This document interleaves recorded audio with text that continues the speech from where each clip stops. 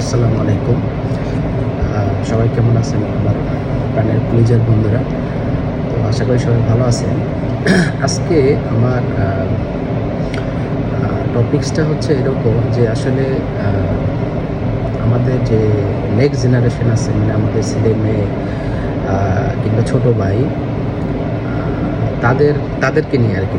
মানে টপিকসটা হচ্ছে এরকম যে আসলে আমাদের যে নেক্সট জেনারেশন, আমাদের ছেলে মেয়ে কিংবা আমাদের ছোটো ভাইরা, তাদের পড়াশোনা বা কেরিয়ার গড়তে আসলে আমার মতে আর কি, আমার সাজেশন বা আমার মনে হয় যেটা, যে তাদের কি আসলে কি করা উচিত। তো আসলে আমার কাছে যেটা মনে হয় সেটা হচ্ছে যে প্রত্যেকটা মানুষের কেরিয়ার গড়ার ক্ষেত্রে ডিপেন্ড করবে তার নিজস্ব ইচ্ছা বা চাহিদার উপরে। মানে সে তার শ্রমটাকে কিভাবে মানে কত টাকা দামে বিক্রি করবে, বিষয়টা একটু খোলাখুলি করে বলি। আসলে আপনি আপনার শ্রমটাকে আপনি যদি বাংলাদেশে মানে ব্যয় করেন, তাহলে প্রতি ঘন্টায় আপনার কত টাকা দিবে।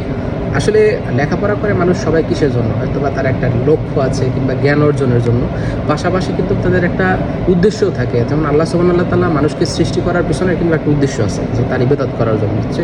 তাই প্রত্যেকটা মানুষের তার লেখাপড়ার পিছনে তার তো একটা উদ্দেশ্য থাকে, যে আমার ফ্যামিলিটাকে একটু সাপোর্ট দেওয়া, কিংবা দিন শেষে যেটা আর কি, দিন শেষে মানুষ ওই একটাই লক্ষ্য যে আপনি টাকা ইনকাম করবেন। তো টাকা ইনকাম করার ক্ষেত্রে বা মানে একটা পর্যায়ে যাওয়ার ক্ষেত্রে, মানে আপনার শ্রমটাকে আপনি যদি বাংলাদেশে ব্যবহার করেন, সেখানে আপনি পাবেন কয় টাকা? ধরেন প্রতি ঘন্টায় ধরেন 100 টাকা বা 200 টাকা।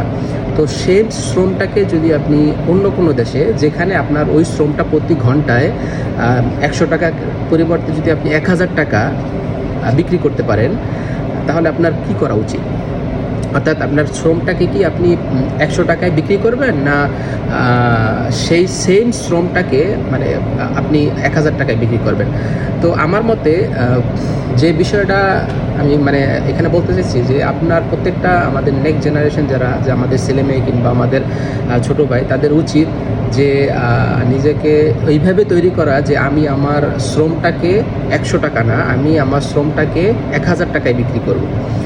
তো যাই হোক, আসলে মানে এটা আমার উপলব্ধি থেকে আমি বলছি যে, কারণ কি, দিন শেষে দেখা যায় কি আমাদের প্রত্যেকেরই ওই একটাই লক্ষ্য। হয়তো বা যদি সে ক্লাসে কোনো কলেজের প্রভাষক বা স্কুলের টিচার হয়, তার কিন্তু মানে ওই হয়তো বা সে কী করবে, তার জ্ঞানটাকে সে ছাত্রদের মাঝে বা দেশের কল্যাণে বিলিয়ে দেবে, কিন্তু দিন শেষে কি তার সংসার তো চালাতে হবে, তাই না?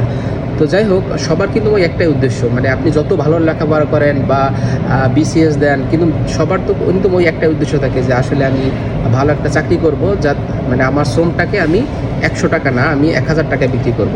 তো এক্ষেত্রে আমার যেটা সাজেশন সেটা হচ্ছে যে আপনি যদি মানে এইভাবে নিজেকে তৈরি করেন, বা আপনার যে ছোটো ভাই কিংবা আপনার যে নেক্সট জেনারেশন বা আপনার ছেলেমেয়েদেরকে ওইভাবে তৈরি করেন যে সে তার শ্রমটাকে যেন 5 টাকা বা 100 টাকা না, সে যেন তার শ্রমটাকে 1000 টাকা বা 20,000 টাকা মূল্যে বিক্রি করতে পারে। তো আর বিদেশের ব্যাপারটা হচ্ছে এরকম যে আপনি আপনার ছেলেমেয়েকে কি বিদেশে পাঠাতে চান?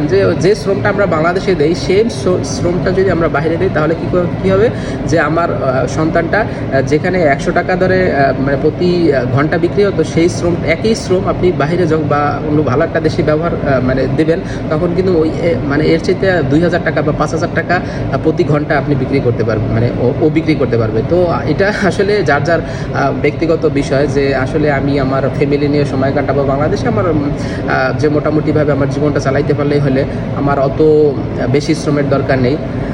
তো আমাদের প্রত্যেকের, আমাদের গার্ডিয়ানের উচিত যে আপনার সন্তানকে আপনি ওইভাবেই তৈরি করেন যে তার লক্ষ্যে বা তার পৌঁছানোর ক্ষেত্রে মানে ভালো একটা পর্যায়ে পৌঁছতে পারে। পাশাপাশি তাদের মাইন্ডটা এইভাবেও তৈরি করতে হবে যে টাকা পয়সা এটাই মূল বিষয় না, ফ্যামিলি বা সন্তান বা আত্মীয় স্বজনকে নিয়ে থাকাও এটা আমাদের মানে প্রত্যেকেরই একটা। কারণ মানুষের দিন শেষে দেখা যায় আমিও হয়তো একদিন বৃদ্ধ হয়ে যাব, কিংবা আমার সন্তানরা বা আমার ছেলেমেয়েরা একসময় বৃদ্ধ হয়ে যাবে। দিন শেষে আল্লাহর কাছে আমাদেরকে ফিরে যেতে হবে।